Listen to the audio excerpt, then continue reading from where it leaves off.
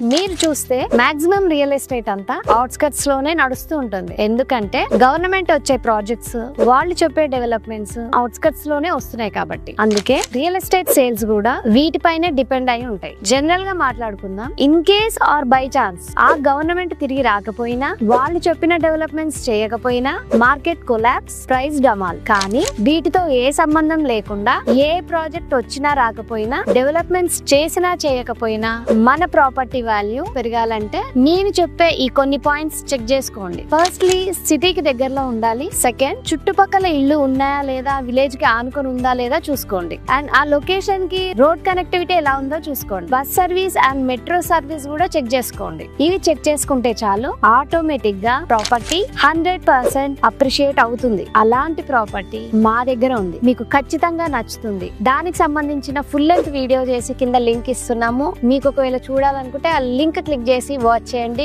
లేదా మరిన్ని వివరాలు కావాలంటే కింద నా నెంబర్ ఇస్తున్నాను, కాల్ చేయండి.